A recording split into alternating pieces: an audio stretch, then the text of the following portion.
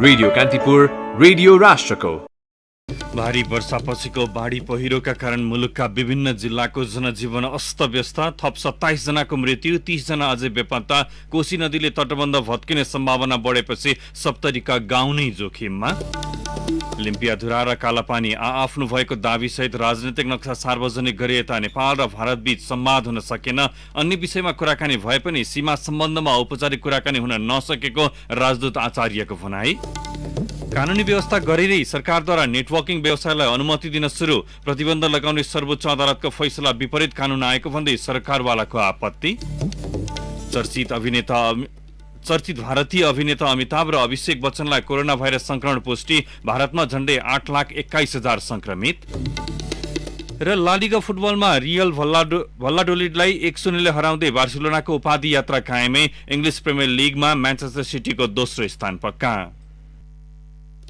नमस्कार, कान्तिपुर डायरीबाट साथी दिवा अनि तेजेन्द्रको समाचार अब विस्तारमा। भारी वर्षापछि म्याग्दीको धौलागिरी 6, मराङका रामचे, आरवाङ, ठूलो गाउँ, रिख, कल्लेनी, ताकम, मालिका 7, बीमका दुले, बीम, घण्टीबाङ लगायतका बस्ती तथा रघुगंगा गाउँपालिकाका विभिन्न ठाउँमा गएको पहिरोमा पुरिएर ज्यान गुमाउनेको संख्या हिजोसम्म 27 पुगेको छ। स्थानीय प्रगति युवा क्लबका अध्यक्ष चक्र पुनका अनुसार 4 जना अझै बेपत्ता छन्। पशु चौपाया लगायत अन्य क्षतिबारी लेखाजोखा हुन सकेको छैन। धौलागिरीका 2 र रघुगंगाका 1 जनाको शव शुक्रबार भेटिएको थियो। धौलागिरीका 16 र मालिकाका 8 जनाको शव हिजो भेटिएको जिल्ला प्रहरी प्रमुख डीएसपी किरण कुँवरले जानकारी दिनुभयो। धौलागिरीका 8 र मालिकाका 1 जना घाइतेको उद्धार गरिएको छ। उनीहरूको बेनी अस्पताल र पोखरामा उपचार भइरहेको छ। धौलागिरीमा बेपत्ता भनिएका 3 जना हिजो साँझ सम्पर्कमा आएको प्रहरीले जनाएको छ। 3वटा गाउँपालिकाका दर्जनभन्दा बढी स्थानमा पहिरो खसेका छन्। सप्तकोशी नदीको पश्चिम तटीय क्षेत्रमा रहेको श्रीलङ्का टापु बाढीको जोखिममा परेको छ। नदीको तल्लो तटीय क्षेत्रमा पर्ने सुनसरीको बराह क्षेत्र र उदयपुरको बेलका नगरपालिकामा पर्ने टापुमा तीव्र रूपमा कटान भइरहेकाले जोखिम उच्च भएको हो। टापुको चिलिया बस्तीका नजिकै कटान भइरहेको स्थानीय बद्री राईले बताउनुभयो। भारत सरकारले सप्तकोशीको पूर्वी तटबन्ध क्षति नपुगोस् भनेर पानीको बहावलाई पश्चिम धकेल्न पाइलट च्यानल बनाउँदै आएको छ। गत हिउँदमा पनि त्रिकुटी आकारको तार राखेर कोशीको बहाव पश्चिम सोझिएपछि श्रीलङ्का टापुतर्फ जोखिम बढेको स्थानीयले बताएका छन्। झापाको कन्काई नदीमा आएको बाढीले शिव शताक्षी नगरपालिका 10 सुकुम्बासे बस्तीमा 4 घर विस्थापित भएका छन्। केही दिन यताको बाढी पहिरोले लमजुङमा 4 दर्जनभन्दा बढी घर विस्थापित भएका छन्। 100 भन्दा बढी घर उच्च जोखिममा रहेका छन्। बाढी पहिरोले दोर्दी गाउँपालिका 8 दुवार गाउँमा 23 घर परिवार विस्थापित भएको स्थानीयले बताएका छन्। 3 दिनदेखि परेको झरीले प्रदेश 5 का तराईका जिल्ला जलमग्न भएका छन्। पश्चिम नवलपरासी, कपिलवस्तु, बाँके, बर्दिया र दाङ बढी प्रभावित हुन्। बाँकेको नरैनापुर गाउँपालिका 6 कि सवारा धोबीको आँगनसम्मै पानी भरिएको छ। 2 दिनदेखि परेको वर्षाले राप्तीको बहाव बढ्दै गएपछि सिङ्गो गाउँ त्रासमा छ। यस्तै नारायणी नदी र पश्चिम नवलपरासीका खहरे खोलामा बाढी आएपछि त्यहाँ पानीको सतह 81 बढेको छ। सरावल गाउँपालिका 5 र पाल्ही नन्दन गाउँपालिका 1 शंकरपुर जलमग्न छन्। वर्षातको पानीले निकास नपाउँदा गाउँ डुबानमा परेका छन्। भेल पसेर धानबाली पुरिएका छन्। बर्दियामा कर्णाली नदीको कटानका कारण राजापुर नगरपालिकाका 2 दर्जन बढी गाउँ डुबानमा पर्दै आएका छन्। टुक्रे तटबन्धनलाई नदीले कटान गर्दै आएको छ। गेरुवा नदीका कारण गेरुवा गाउँपालिकाका गाउँहरू डुबान र कटानमा पर्दै आएका छन्। बबई भादा नदीले गुलरिया नगरपालिकाको रत्नपुर, परेसिया, बाँधुपुर, भादगाउँ, इन्द्रपुर, सुरजपुर, तुलसीपुर, जब्दी, भैसाही, मोहम्मदपुर लगायत दर्जन बढी गाउँमा डुबान परेको छ। बारबर्दिया पनि कटानमा पर्दै आएको छ। दाङको घोराही 10 खैरीमा हापुर खोलाको बाढी पस्दा 6 घरमा क्षति पुगेको छ। दिलबहादुर वलीको घरमा पानी पस्दा बाख्राको गोठ र कुखुरा फर्ममा बाढी पसेको छ। कपिलवस्तु नगरपालिका 5 स्थित पुरातात्विक स्थल गोटी हवाको अशोक स्तम्भ डुबानमा परेको छ। लगातारको वर्षाले खाल्टोमा स्तम्भ डुबेको हो। लगातारको वर्षाले प्रदेश 2 का नदीहरूमा जलस्तर बढिसके बस्तीमा कटानको जोखिम बढेको छ। नदीले तटबन्ध कटान गरेर बाढी बस्तीमा पस्न थालेको छ। प्रदेश सरकारले बाढी कटान र डुबानबाट हुने क्षतिको उद्धारमा हेलिकप्टरलाई तयारी हालतमा राखेको छ भने सुरक्षाकर्मीले ड्रोनबाट तटीय क्षेत्रको निगरानी थालेका छन्। बाढी पसेर रौतहटको बन्जाराहा गाउँ जलमग्न भएको छ। लालबकैया नदीमा लगाइएको बाँध भत्किएर गौर नगरपालिका 2 को महादेवपट्टी जलमग्न बनेको छ। गत वर्षको बाढीले बाँधमा भत्काएको ठाउँ मर्मत भएको थिएन। शनिबार त्यहीँबाट भेल गाउँमा छिरेको छ। सर्लाहीको बरहथवा नगरपालिका 1 खर्साल घाट स्थित बागमती नदीमा भर्खरै बनाएको बाँध बाढीले भत्काएको छ। बाँध भत्किँदा बाढी गाउँतिर सोझिने जोखिम बढेको छ। बाढीले प्रदेशको निर्वाचन क्षेत्र विकास कोषको बजेटबाट बनाइएको तटबन्धमा पनि क्षति पुर्याएको छ। बाढी पहिरोले जाजरकोटको बारेकोट गाउँपालिकामा 9 जनाको मृत्यु भएको छ। 6 जना अझै बेपत्ता छन्। जिल्ला प्रहरी प्रमुख डीएसपी किशोर कुमार श्रेष्ठका अनुसार पहिरोमा परि बारेकोट 4 सार्की गाउँका 52 वर्षीय गोपाल सार्की, 11 वर्षीय अर्जुन सार्की, 14 वर्षकी तीर्खा सार्की, 6 वर्षका सुभाष सार्की र 20 वर्षका डिल्ली सार्कीको मृत्यु भएको छ। त्यस्तै 14 वर्षीय गौरी सार्की, 16 वर्षीय कविता सार्की, 18 वर्षीय वीरेन्द्र सार्की र 36 वर्षीय कल्लु सार्कीको मृत्यु भएको छ। पुष्पा सार्की, लक्ष्मी सार्की र कमला सार्की बेपत्ता छन्। खहरे खोलामा आएको बाढीले बगाएर बारेकोट 6 धुमाका 20 वर्षीय शान्तबहादुर चलाउने र 10 वर्षीय प्रचण्ड चलाउने बेपत्ता भएको डीएसपी श्रेष्ठले जानकारी दिनुभयो। त्यस्तै बाढी र पहिरोबाट म्याग्दी, जाजरकोट र सिन्धुपाल्चोकमा 396 घर परिवारका 1600 जना भन्दा बढी विस्थापित भएका छन्। जाजरकोटको बारेकाट गाउँपालिका 3 का 310 घरका 500 जना भन्दा बढी विस्थापित छन्। 3 दिनदेखिको भीषण वर्षासँगै खसेको पहिरोबाट त्यहाँका 8 बस्तीका बासिन्दा स्थापित बनेका हुन्। पहाडी क्षेत्रमा भइरहेको अविरल वर्षाले उर्लिएको सप्तकोशीको भेल सुनसरी र सप्तरी आइपुग्दा पश्चिमी तटबन्धतर्फ सोझिएको छ। उर्लदो भेलले पश्चिमी तटबन्ध भत्काउने जोखिम बढेपछि सप्तरीका बस्तीहरूमा त्रास बढेको छ। बाँध मर्मत सम्भारको जिम्मा भारतीय कोशी योजना अन्तर्गत छ। योजनाले बाँधको उचित मर्मत सम्भारमा ध्यान नदिएकाले कमजोर तटबन्ध भत्काएर कोशीको भेल पश्चिम पस्ने जोखिम बढेको कोशी पीडित समाज सप्तरीका अध्यक्ष देवनारायण यादवले बताउनुभयो। उहाँले भन्नुभयो, हामीले पटक पटक भन्दै आएका छौं कि कोशीमा बालुवाको तटबन्ध निर्माण गरेर बचाउ गर्न सकिँदैन। कोशी योजनाले तटबन्ध निर्माणमा लापरवाही गर्दा जोखिम बढ्यो। कोशीकै बालुवा खनेर पश्चिम तटबन्ध बनायो। अहिले त्यही कारणले डलुवाको 13 ठाउँमा सिपेज भएर कोशी फुट्ने खतरा बढेको छ। सप्तरीको हनुमाननगर कंकालिनी नगरपालिका 14 डलुवामा नदीको भेलले पश्चिमी तटबन्ध भत्काउने जोखिम बढेको उहाँले बताउनुभयो। नेपाल हुँदै भारततर्फ बग्दै आएको सप्तकोशी नदी अन्तर्गत तटबन्ध सहित सबै सुरक्षा तथा बचाउको काम कोशी सम्झौता अनुसार भारतको हो। भारतले भारतीय प्राविधिक र बचाउ कामको सुरक्षा गर्ने सम्झौतामा उल्लेख छ। सन् 1963 को अगस्तमा सप्तकोशीको बाँध डलुवामा फुटेपछि त्यहाँ नेपाल सरकारको अगुवाईमा भारतले करिब 5 किलोमिटर दूरी भएको अर्को तटबन्ध निर्माण गरेको थियो।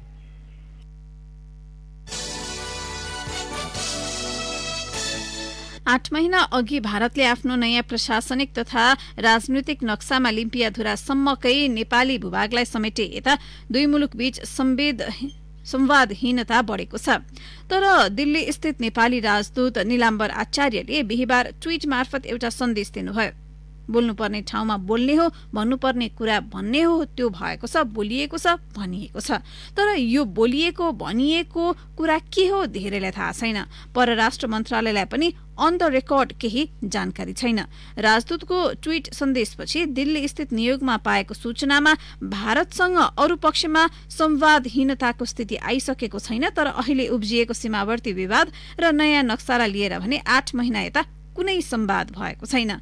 उद्योग, वाणिज्य, आयात निर्यातका सबै विषयमा संवाद जारी छ। तर नयाँ राजनीतिक नक्साबारे संवादहीन स्थिति छ। हिजो अपराह्न कान्तिपुरसँगको कुराकानीमा राजदूत आचार्यले भन्नुभयो, बाहिर टीका टिप्पणीमा आए जस्तो संवादहीन स्थिति नरहेको जिकिर गर्नुभयो। उहाँले भन्नुभयो, विविध विषयमा कुराकानी भइरहेको छ। यति हो, अहिले उब्जिएको सीमावर्ती मामलामा औपचारिक ढंगमा कुराकानी हुन सकिरहेको छैन।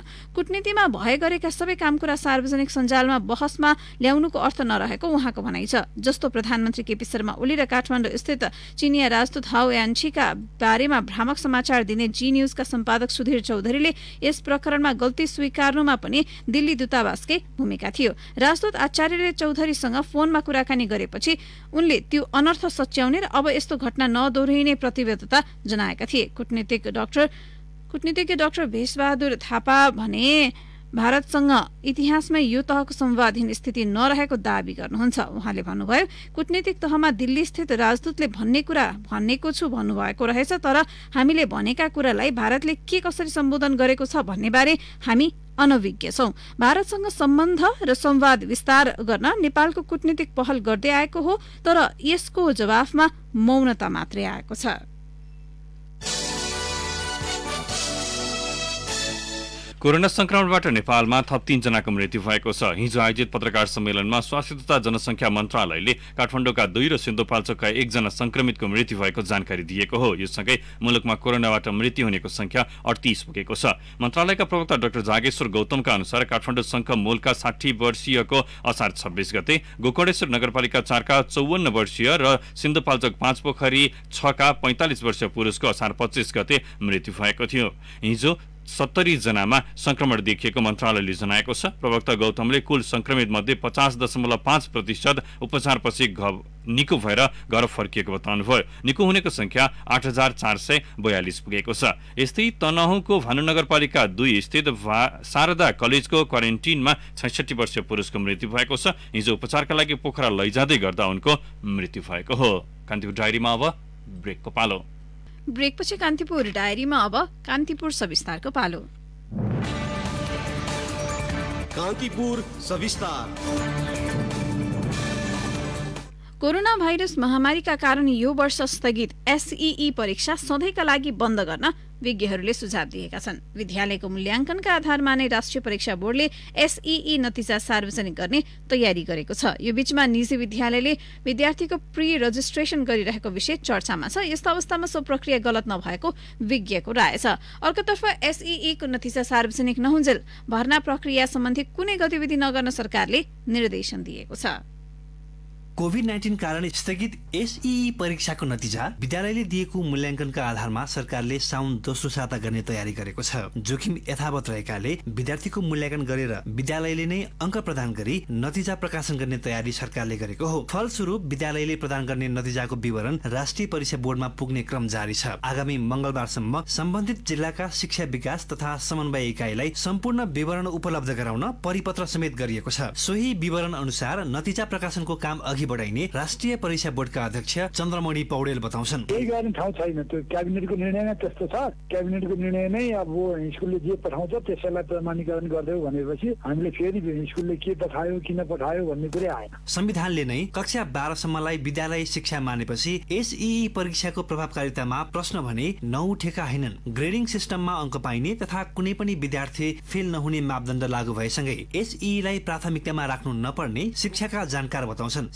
शिक्षाविद विद्यानाथ कोइराला। विद्यालयले लिनुपर्ने जाँच हो। त्यसो भनेपछि 11 क्लासको जाँच पनि विद्यालयले लिनुपर्ने जाँच हो। 10 क्लासको जाँच चाहिँ विद्यालयले लिनुपर्ने किन भयो भन्दाखेरि पनि 12 क्लासको विद्यालय भएको हुनाले हो। त्यसले मेरो आशय भन्दा पनि विद्यालय संरचनाको आशय हो। संरचनाको विशेषता के हुन्छ भने हाम्रो 8 क्लासको जाँच लिनुपर्ने हुन्छ, किनभने त्यो आधारभूत हो। हाम्रो 12 क्लासको जाँच लिनुपर्छ भने त्यो माध्यमिक हो। बीचको जाँच भनेर भनेको स्तरीय जाँच दिएर त्यस्ता बीचका जाँचहरू चाहिँ सिकिदिए हुन्छ, त्यस्तो जरुरी हुँदैन भन्ने मेरो चाहिँ भनाइ हो। एसईई परीक्षा सञ्चालन पद्धति मुलुकले अपनाएको प्रणाली तथा पद्धतिको विरुद्धमा छ। संविधानले नै विद्यालय शिक्षाको जिम्मेवारी प्रदेश सरकारलाई दिएको अवस्थामा एसईई केन्द्रले नै लिइरहनु संविधानको मर्म अनुकूल पनि छैन। शिक्षा ऐनको 8औं संशोधनले 4 वर्ष अघि नै कक्षा 10 को अन्त्यमा लिइने परीक्षालाई प्रादेशिक बनाइसकेको हो। तैपनि यो परीक्षा अझै केन्द्रीय स्तरमा सञ्चालन रहनु केन्द्रीकृत मानसिकताको नमुना मात्रै भएको शिक्षाविदहरू बताउँछन्। केन्द्रबाट राष्ट्रिय स्तरमा लिइने भएकाले नै यसको महत्व अनावश्यक रूपमा ठूलो भइराखेको हो। जबकि अब विद्यालय शिक्षा टुङ्गिने कक्षा 10 मा नभएर 12 मा हो। तर पनि संघले एसईईलाई फलामे ढोकाका रूपमा हाउगुजी बनाइराख्दा विद्यार्थी र अभिभावकमा यस परीक्षाप्रति अनावश्यक दबाव कायम छ। यस्तो अवस्थामा उच्च माध्यमिक विद्यालय संघ हिसानले विद्यार्थीको प्री रजिस्ट्रेसन प्रक्रिया सुरु गरेको छ। हिसानका अध्यक्ष रमेश सिलवाल। यो स्थितिमा स्टुडेन्टमा त चाम हुन्छ नि, म पढाउँ, कहिले पढ्ने होला, कहिले कलेज जाने होला, कहिले कक्षा 11, 12तिर जाने होला भन्ने स्थितिमा उनीहरूका क्वेरिजहरू हुन्छन्। त्यो क्वेरीलाई एड्रेस गर्ने कुरा मात्रै हो। तर तालुकदार शिक्षा विज्ञान तथा प्रविधि मन्त्रालय भने अझै पनि पुरानै ढर्राको बचाउमा छ। एसई परीक्षाको नतिजा सार्वजनिक नहुन्जेल कुनै किसिमको भर्नाजन्य क्रियाकलाप नगर्न प्रवक्ता दीपक शर्मा निर्देश गर्छन्। एसई को नतिजा प्रकाशन भएको छैन, नतिजा प्रकाशन नभइकन रजिस्ट्रेसन र प्री रजिस्ट्रेसन त्यो त विषय नै भएन नि। संघीय संरचनामा एसईलाई हाउगुजी बनाएर अझैसम्म प्राथमिकताको केन्द्रमा राख्नु संघीय सरकारको कमजोरी हो। बरु कक्षा 12 को परीक्षाको महत्व बढाएर एसईलाई हटाउने व्यवस्था गर्नतर्फ लाग्न सरकारलाई विज्ञले सुझाव दिएका छन्। रेडियो कान्तिपुरका लागि रमेश दुलाल। कान्तिपुर सविस्तार।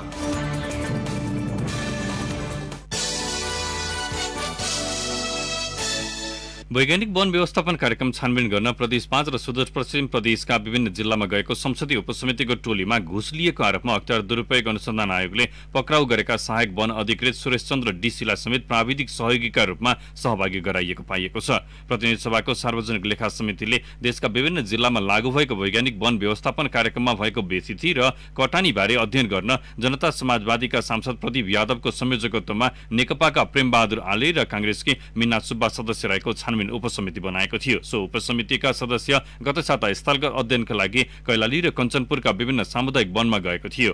उपसमितिले वन विज्ञहरू सुभाष देवकोटा र दिलराज खनाललाई प्राविधिक सल्लाहकारका रूपमा टोलीमा सहभागी गराएको थियो। टोलीमा सहभागी भएका कर्मचारीहरू उपसचिव प्रदीप नेपाल र नासो रामप्रसाद सापकोटा पनि थिए। तर सो स्थलगत अध्ययनका क्रममा निलम्बनमा रहेका सहायक वन अधिकृत डीसी समेत प्राविधिक सल्लाहकारको हैसियतमा उपस्थित भएका थिए। डोटीको लाना केदारेश्वर सब डिभिजन वन कार्यालयमा प्रमुख भएर काम गरेका डीसीलाई सरुवा भएर डिभिजन वन कार्यालय कञ्चनपुर जाँदै गर्दा सेवाग्राहीबाट घुस बापत बुझेको 3,26,000 रुपियाँ सहित अख्तियारको टोलीले डडेलधुराको भत्का डाँडाबाट पक्राउ गरेको थियो। उनी विरुद्धको मुद्दा विशेष अदालतमा विचाराधीन छ।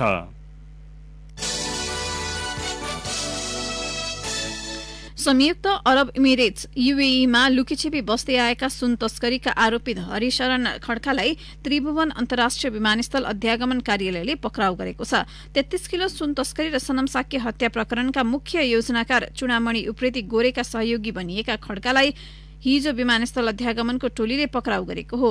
यूएईको आबुधाबीमा बस्दै आएका खड्का शनिबार सरकारले गरेको एयर अरेबियाको उद्धार उडानबाट काठमाडौँ उत्रिएका थिए। काभ्रे स्थायी ठेगाना भएका 42 वर्षीय खड्काको विवरण अभिलेख गर्ने क्रममा इन्टरपोलको रेड कर्नर नोटिसमा सूचीकृत भएको पाइएपछि तत्कालै प्रहरी बोलाएर नियन्त्रणमा लिइएको हो। त्रिभुवन विमानस्थल अध्यागमन कार्यालयका प्रमुख सागर आचार्यले भन्नुभयो, जब उनको नाम कम्प्युटरमा अभिलेख गर्न लगियो तत्कालै रेड कर्नर नोटिसमा सूचीकृत भएको पाइएपछि हामीले गोप्य रूपमा प्रहरीलाई खबर गर्यौं। त्यसपछि आइसोलेसन कक्षमा राखेर प्रहरी मार्फत नियन्त्रणमा लिइयो। पक्राउ पर्ने छनक पाएपछि खड्का हताश मनस्थितिमा देखिएका थिए। आचार्यले रेड कर्नर नोटिसमा परेका व्यक्ति कसरी यूएई विमानस्थलको सुरक्षा जाँच छलेर नेपाल आए भन्नेमा आफू अचम्ममा परेको बताउनुभयो। अब केही समाचार संक्षेपमा। नेपालमा देखिएका 97% कोरोना संक्रमित विदेशबाट भित्रिएकाहरूबाट भए पनि उपत्यकामा उपचाररत 206 संक्रमित मध्ये कति बाहिरबाट आएका हुन् भन्ने यकिन छैन। स्वास्थ्य तथा जनसंख्या मन्त्रालयले काठमाडौँमा कन्ट्याक्ट ट्रेसिङको काम भइरहेकाले केही दिनपछि संक्रमणको विश्लेषण हुने उल्लेख गरेको छ। कर्णालीका हिमाली जिल्ला हुम्ला, डोल्पा र मोगुमा हवाई सेवा शुरू भएको छ। लामो समयदेखिको लकडाउनका कारण खाद्यान्न, दैनिक उपभोग्य र निर्माण सामग्रीको अभाव हुन थालेपछि हवाई सेवा थालिएको छ। अवैध रूपमा मृगौला प्रत्यारोपण गरेको आरोपमा भरतपुरको कलेज अफ मेडिकल साइन्सेसका 2 चिकित्सक सहित 4 जना हिजो पक्राउ परेका छन्। अस्पतालका डाक्टर सुप्रभात श्रेष्ठ, डाक्टर बालकृष्ण कालाखेती, कानूनी सल्लाहकार रमेश काफ्रे र जिल्ला प्रशासन कार्यालय चितवनका अधिकृत रामचन्द्र ढकाल पक्राउ परेका हुन्। कोभिड-19 को परिस्थितिपछि तिर्न नसक्नेले तत्काल ऋणको सावा ब्याज भुक्तानी गर्नु नपर्ने राष्ट्र बैंकका गभर्नर महाप्रसाद अधिकारीले बताउनु भएको छ। सरकारबाट अनुदानमा प्राप्त रासायनिक मल रौतहटका 3 सहकारी संस्थासँग मिलेर व्यापारीले किसानलाई चर्को मूल्यमा बिक्री गरिरहेको पाइएको छ। सार्वजनिक खरिद अनुगमनको कार्यालयले पप्पू कन्स्ट्रक्सन सहित 3 वटा निर्माण कम्पनीलाई 1 वर्षका लागि कालो सूचीमा राखेको छ। लकडाउन अवधिमा सहकारी संस्थामा बचत करिब 8.63% बढेको एक अध्ययनले देखाएको छ। बैंक तथा वित्तीय संस्थाको तुलनामा सहकारीमा धेरै ब्याज पाइने भएकाले लकडाउनमा पनि बचत बढेको अध्ययनको निष्कर्ष छ। र इजी ट्याक्सी नेपाल एपले उपत्यकाका 11,000 ट्याक्सी चालकको कोरोना बीमा गरिदिने भएको छ। कान्तिपुर डायरीमा पुनः ब्रेकको पालो। अब आर्थिक समाचार। सरकारले कानूनी व्यवस्था गरेरै नेटवर्किङ व्यवसायलाई अनुमति दिन थालेको छ। सर्वसाधारण व्यापक ठगिएपछि प्रतिबन्ध लगाएको सो व्यवसायलाई वस्तु तथा सेवा प्रत्यक्ष बिक्री ऐन 2074 र नियमावली 2076 बनाएर इजाजत बाँड्न सुरु गरिएको हो। युनिटी लगायतले गैरकानूनी रूपमा पिरामिड शैलीमा सञ्चालन विस्तार गरी अरबौं ठगेको गुनासोपछि दशक अघि त्यस्ता व्यवसायलाई प्रतिबन्ध लगाएको थियो। तर त्यस्तै व्यवसाय गरिरहेका कम्पनीलाई वाणिज्य आपूर्ति तथा उपभोक्ता हित संरक्षण विभागले असार 16 गतेदेखि इजाजत पत्र दिइरहेको छ। हालसम्म आइबोस ग्लोबल इन्टरनेशनल प्रणाली, हेल्दी लिभिङ नेपाल प्रणाली, न्यू विवेक इन्टरप्राइजेस प्रणाली र नेचर हब इन्टरनेशनलले कारोबारको इजाजत पाइसकेका छन्। सर्वोच्चले 2068 चैत्र 15 गते नेटवर्क मार्केटिङ व्यवसायमा बन्देज लगाउने सरकारी निर्णय कानून सम्मत भएको फैसला सुनाएको थियो। त्यही फैसलामा सर्वोच्चले स्वच्छ प्रतिस्पर्धा र उपभोक्ताको हितमा प्रतिकूल प्रभाव नहुने गरी कानून बनाएर प्रत्यक्ष व्यवसाय सञ्चालनका लागि अनुमति दिन सक्ने भनेको थियो। त्यही फैसलाको अपव्याख्या गर्दै ऐन र नियमावली बनाई सरकारले घुमाउरो शैलीमा नेटवर्किङ व्यवसायलाई वैधता दिएको छ। चर्को घर भाडा र बैंकको किस्ताको बोझले पोखरा लेकसाइडका होटल धमाधम बन्द हुन थालेका छन्। Hotel galaxy, hotel Paramount, hotel travel in लगायत बन्द भएका छन्। पश्चिमाञ्चल होटल संघको तथ्याङ्क अनुसार पर्यटक स्तरका 70 होटल पूर्ण रूपमा बन्द भएका छन्। ती सबै घर भाडामा लिएर चलाइएका होटल हुन्। बैंकले किस्ता तिर्न ताकेता गरेपछि पर्यटन व्यवसायी तनावमा छन्। होटल बन्द हुँदा 20-25 करोड़ जोखिममा परेको संघका अध्यक्ष विकल्प तुलाचनले बताउनुभयो। कोरोनाले पहिलो प्रभाव पनि पर्यटनमा पारेको र लामो समयसम्म पनि पर्यटनलाई पार्ने उहाँको बुझाइ छ। गत सोमबार सेती नदीमा एक पुरुष हामफाले रामघाटमा अर्कैको शव लिएर गएका मलामीले बग्दै गरेको देखि 4-5 जना मलामीले उनको उद्धार गरे। ती युवाले आफू होटलको सेफ रहेको र लकडाउनमा रोजगारी गुमेकाले आत्महत्या गर्न नदीमा हेलिएको बताए। पर्यटन क्षेत्रमा गण्डकी प्रदेशमा 75,000 कामदार छन्। पर्यटन व्यवसाय ठप्प हुँदा ती कामदारको रोजगारी गुम्ने खतरा उत्तिकै छ। त्यस्तै पर्यटन व्यवसायी लकडाउन खुकुलो हुँदा स्थानीय बजारमा सकारात्मक प्रभाव परे पनि पर्यटकीय गतिविधिमा कुनै भिन्नता आएको छैन। बन्दाबन्दीकै कारण सहज परिस्थितिमा जस्तो बैंकलाई नियमित किस्ता तिर्न नसकेको पर्यटन व्यवसायीको भनाइ छ।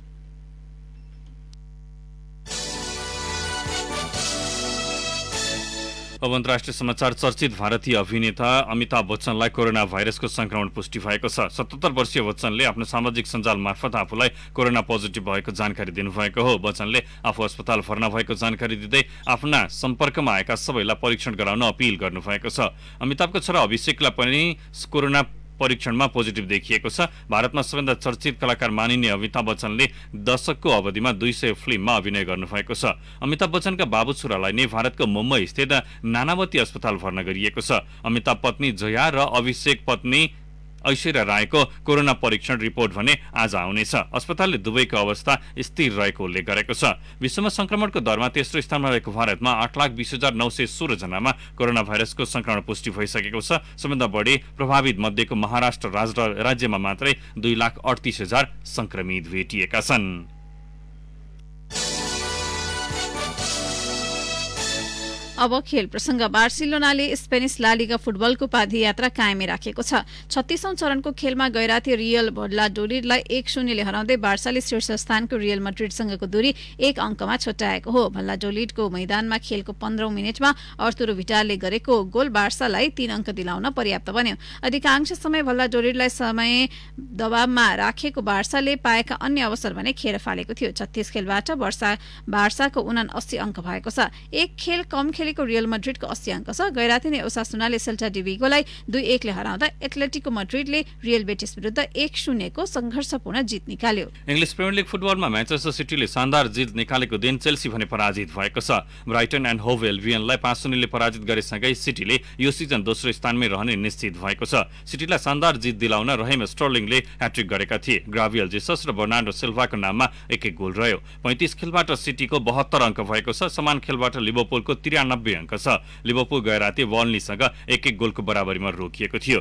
शेफिल्डसँगको हारले तेस्रो स्थानमा अग्रता बनाउने चेल्सीको लक्ष्य भने टुङ्गिएको छ। हारका बावजुद पनि चेल्सी तालिकाको तेस्रो स्थानमा कायम छ। 35 खेलबाट उसको 60 अङ्क भएको छ। एक खेल कम खेलेको लेस्टर सिटी 59 अङ्कमा चौथो स्थानमा छ। जितले शेफिल्डलाई 54 अङ्कमा तालिकाको 6औं स्थानमा पुर्याएको छ। गैराती नै वाटफोर्डले न्यूकासल युनाइटेडलाई 2-1 तथा वेस्ट हामले नर्विचलाई 4-0 पराजित गरे। यो हारले नर्विचलाई रेलिगेसनमा पारेको छ। नर्विच जारी सिजन रेलिगेसनमा पर्ने पहिलो टोली बनेको छ।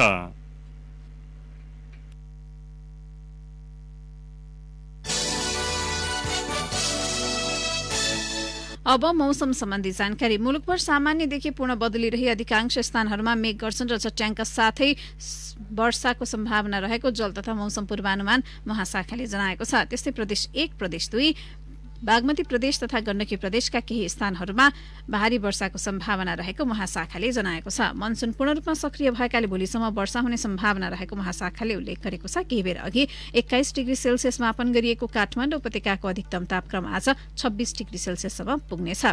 सूर्योदय बिहान 5:17 भयो भने सूर्यास्त भरे साँझ 7:02 हुनेछ। अवस्था कान्तिपुर डायरी अहिले यही सकिन्छ। दिवा र तेजेन्द्र बिदा हुन्छौँ। नमस्कार।